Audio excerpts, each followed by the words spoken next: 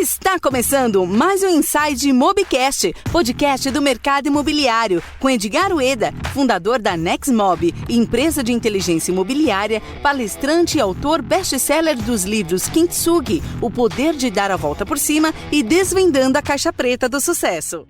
Eu vou passar aqui pelos itens de competências que você falou, que vale a pena contribuir. A motivação ela é muito interessante. E a semântica da palavra motivação, ela vem do desdobro de motivo gera ação. Então, se a pessoa não tiver um grande motivo, ela não vai acordar entusiasmada, alegre, feliz e com toda certeza isso é transmitido, né, para o cliente. Então, qual que é seu grande motivo? O grande motivo é o seguinte, ou é o propósito, ou você pode chamar de um outro nome. Qual que é o porquê? Por que você acorda cedo e vai trabalhar? É para pagar uma conta? É pelos seus filhos? É para ter mais qualidade de vida? É para ter uma liberdade financeira? Qual que é o seu grande porquê? Qual que é a sua grande busca? Então, se por algum motivo você se sentir desmotivado, não entusiasmado, lembre desse grande motivo, né? Outras pessoas, a PNL, a neurociência, ela fala que a gente tem alguns gatilhos que a gente pode ativar ou ancorar para gerar essa motivação e automotivação. Não sei se você sabe, Sérgio deve saber, que o nosso coração bate em média em 80 decibéis. Então, tudo que você muda o nosso estado, ele muda, né, as reações físicas, né? Por exemplo, uma música com batida acelerada, ou assistir um vídeo que tem aquela pegada inspiracional, motivacional. Então, tudo isso são métodos e maneiras que você pode acordar, né? Eu fiz agora recentemente um curso de inteligência emocional que chama Processo Hoffman, que você fica 7 dias e lá ensina muito a meditar, a respirar, coisa que eu não tinha, né? Eu sempre fui muito hard, muito workaholic e, você tem que parar um pouquinho, respirar, fazer sua meditação. Então foi uma outra maneira, um outro método que eu aprendi para se automotivar, e faço isso pela manhã. Muito bem colocado. Marketing é muito importante, tanto marketing pessoal como promocional, como você disse. Não precisa ser PhD especialista, mas não seja leigo, saiba que existe as ferramentas, né, Sérgio? E outra coisa, o que eu aprendi, não sei se você concorda ou não, é que se você não sabe, você tem alguns caminhos. Ou você aprende, ou você contrata e delega, ou você faz parceria, mas não deixe de fazer. As pessoas acabam meio, eu não entendo do marketing digital, então por isso eu não faço. Não, você tem que fazer, né? E hoje existe a miopia do marketing, né? Vamos fazer só o digital. Não, o offline existe também para ser feito. Por exemplo, tem o ser humano, ele tem 3 canais sensoriais, o auditivo, o visual e o sinestésico. Tem muita gente que ainda gosta do papel. Sim, tem muita gente que lê o livro aqui e gosta do físico, e tem cara que lê o digital, no Kindle e outras plataformas. Ou ouve, né, também. Ou ouve, né? Então, tanto o podcast hoje é o canal de comunicação da moda, né? Todo mundo tá indo pro podcast, porque ele vai ouvir no carro, ele vai ouvir, vai na academia, ele tá ouvindo. Enfim, então busque esses múltiplos canais aqui. Falando nisso, Sérgio, fala um pouquinho mais do seu canal aqui. Vem pra mesa. Você também entrevista especialistas do setor imobiliário, né? Você está há quanto tempo fazendo isso? Onde que as pessoas podem saber mais sobre o seu podcast? O podcast nasceu efetivamente em 2018, início de 2018, quando eu pude entrevistar o Rubens Menin, presidente da MRV. Então eu abri o podcast com o Rubens Menin. Puta nome, né? Puta nome, e um cara super simples, uma pessoa assim adorável. E eu tinha encontrado ele no evento, trocamos cartões, que na verdade eu dei o meu cartão para ele e eu iria para Belo Horizonte, eu queria aproveitar a minha ida para gravar com ele e acabei não conseguindo falar com ele no evento. 2 dias depois ele me liga, a secretária dele me liga, o Dr. Rubens quer falar tal, e ele me liga pedindo desculpas porque não pôde me dar atenção no evento, olha isso. Sim.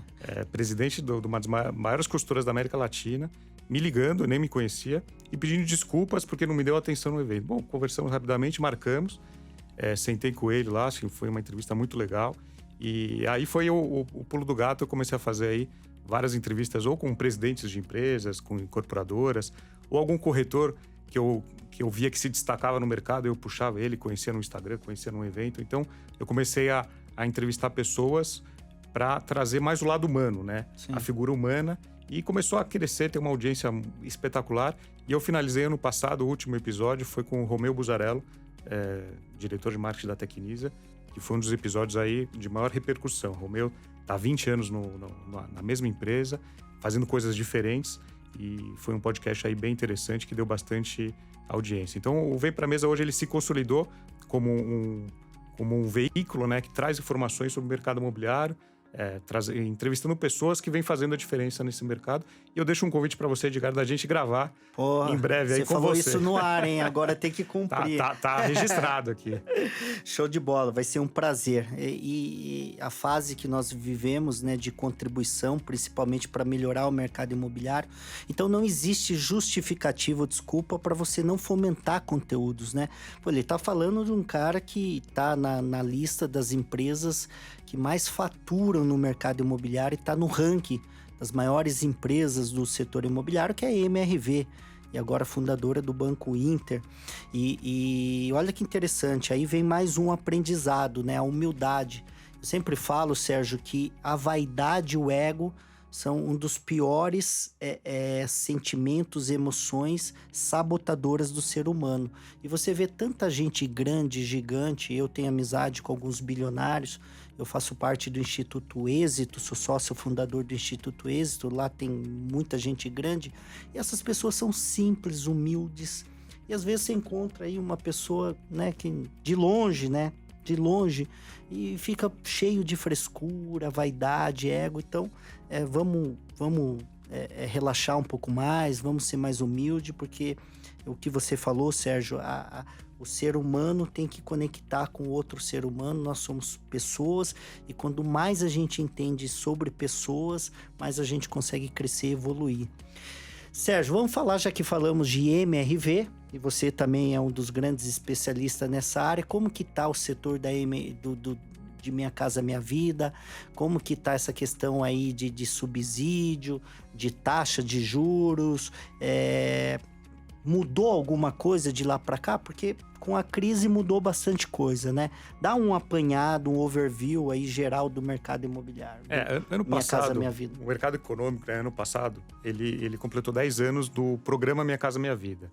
E quando eu conversei com o Rubens Menin, ele não gosta muito de citar o selo Minha Casa Minha Vida, porque está atrelado um pouquinho ao governo passado. Ele prefere falar sobre mercado econômico, que é onde a MRV está posicionada. E o ano passado o programa completou 10 anos. Então, assim, é uma realidade no Brasil, é uma referência no mundo. Equipes de fora do Brasil vêm visitar o programa, vêm visitar o Brasil para entender como que é o programa. O Brasil foi muito bem sucedido. Foi muito bem sucedido, os números são expressivos. Ele está muito baseado também na taxa de juros que vem caindo e no subsídio do governo, que realmente ano passado tiveram alguns problemas. Mas por um lado você vê grandes empresas olhando cada vez mais para o econômico, né? Empresas que já tinham um pé no econômico, vou citar, por exemplo, a Cyrela. Ano passado o seu Eli Horn, fundador da Cyrela, lamentou não ter olhado para o Minha Casa Minha Vida antes, né? Eles entraram lá atrás, depois pararam. Sim. E há 2 anos, com a marca Vivaz, eles investiram pesado nesse segmento. E esse ano eles vão investir cada vez mais. Por outro lado, você também vê empresas que não trabalhavam com esse segmento, criando marcas para entrar no segmento econômico. Então, é um mercado enorme no Brasil, né? A gente tem aí, falam em mais de 7,8 milhões de unidades, que é o déficit habitacional no Brasil. O Brasil é um país de mais de 200 milhões de habitantes, é um território enorme e precisa realmente de moradia, né? Uma moradia digna para as pessoas. O mercado econômico ele é muito prazeroso em trabalhar também com esse segmento, muito pela questão que você comentou do propósito, né? Quando você vê que uma moradia, e às vezes não precisa ser um belo apartamento, não precisa ser um condomínio de luxo, mas algo que o cliente possa pagar e falar que é dele, e que tem janela, e que tem acesso, que é perto do transporte, você vê que muitas vezes essa moradia transformar a vida da pessoa. Sérgio, e o mercado contrário, o mercado de alto luxo? O que você vê aí para as casas que ultrapassa aí milhões? O que você pensa aí nesse nesses tipos de imóveis aí? Como que é o tipo de cliente? É muito importante entender qual que é o perfil do cliente de um imóvel econômico e do alto padrão. E o que você vê para o mercado do alto luxo? Esse mercado de alto padrão, alto luxo, é um mercado, lógico, você está falando em dois extremos, né? Um é o mercado econômico e outro é o mercado de alto padrão e luxo, né? O profissional que atende esse mercado é um profissional que transita nesse segmento, né? Ele tem que frequentar clubes, ele tem que frequentar academias que esses clientes frequentam, ele tem que frequentar restaurantes, ele tem que entender também qual que é o comportamento, né? Que tipo de viagens esse cliente faz. E esse cliente do alto padrão e luxo, ele gosta de discrição, né? De privacidade. Ele é um cliente totalmente diferente. Quando você começa a se especializar nesse segmento, não dá para atender os dois segmentos, né? É impossível um corretor, ou muito difícil um corretor conseguir atender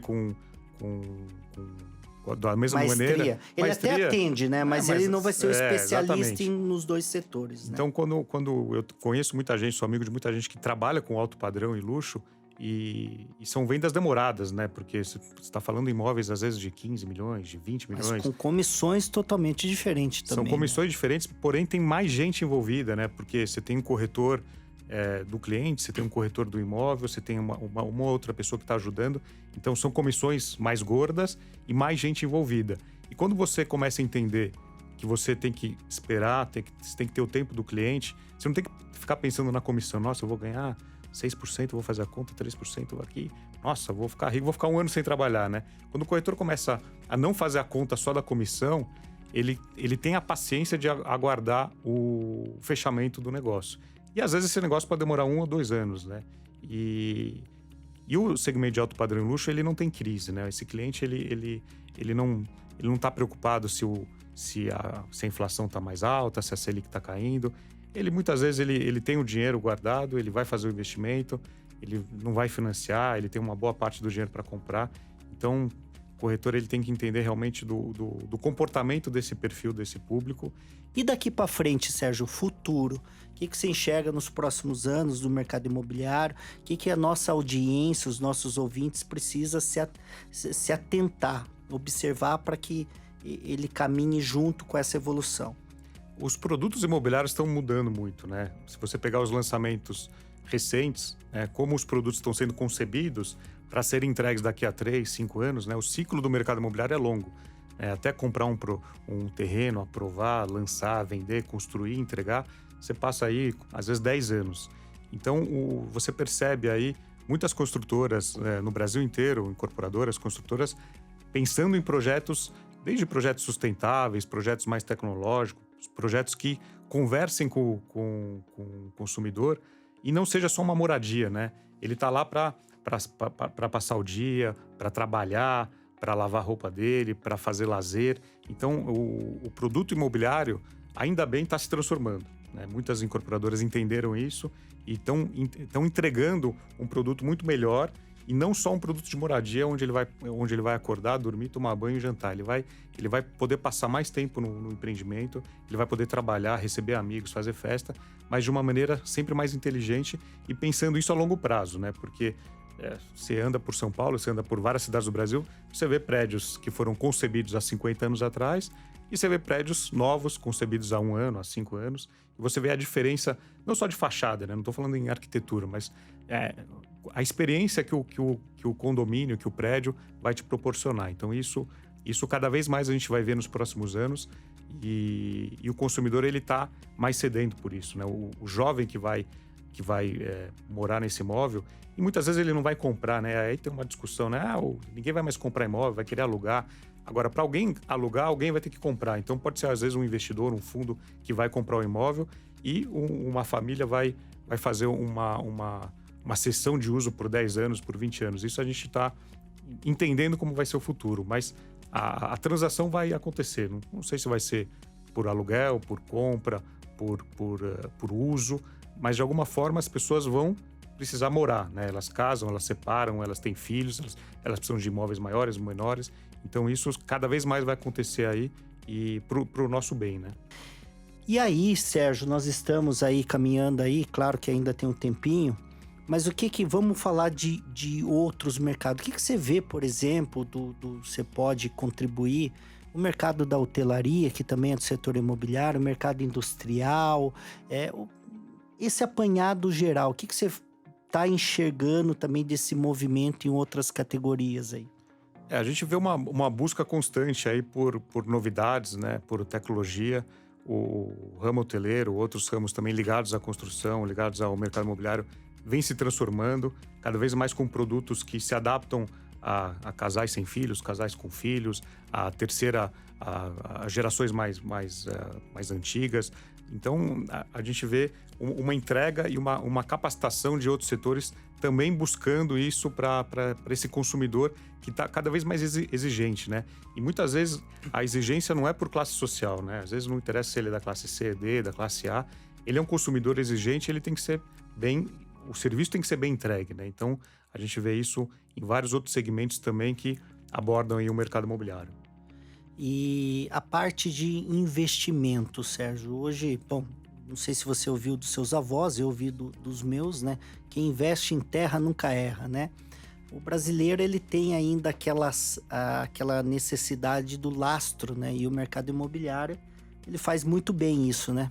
Não é só o papel, né? Você vai lá, você vê a parte física da terra, do tijolo, do bloco.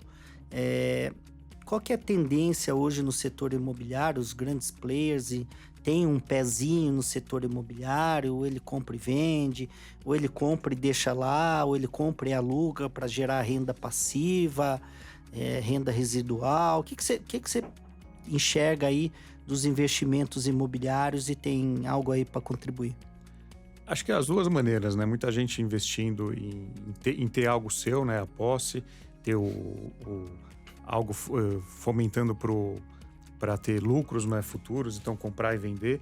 Ou pensando a longo prazo, né? Então a médio e longo prazo, e aí pensar no aluguel.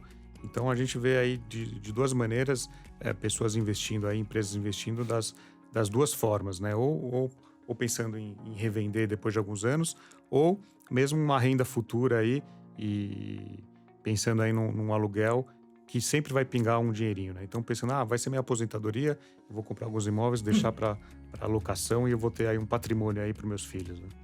E é isso, Sérgio. Queria agradecer aí, obrigado mais uma vez pela sua participação. Então, para encontrar o Sérgio no podcast Vem Pra Mesa ou nas redes sociais, Sérgio Langer, você vai encontrar aí, tenho total certeza. Você tem site, Sérgio? Qual que é o seu site? sergiolanger.com.br, meu site. O Vem Pra Mesa, ele está nos principais aplicativos e plataformas, Spotify, Google, Apple. Então é só bater lá. Só bater lá, Vem Pra Mesa, que vai aparecer lá. Inclusive, eu vou estar em um dos episódios. Você vai estar nos próximos episódios.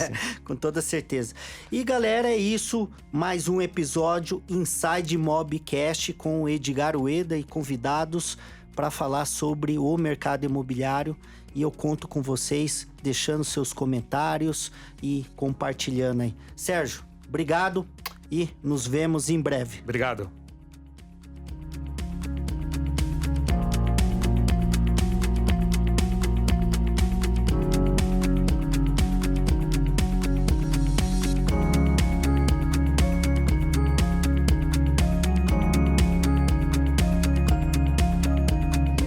Eu tenho uma deficiência soletra. Eu morei 10 anos no Japão, né? Então, você, por exemplo, tem palavras que assim, a gente troca o R, né? O H a gente soletra R lá, né, no Japão. Então tem Langer, né? Langer. Okay. E eu te chamei de Edgar ou Ueda? Pode ser qualquer coisa. Aí aqui eu tenho gente que me chama de Ueda e Edgar. Fica à vontade que vier no seu coração.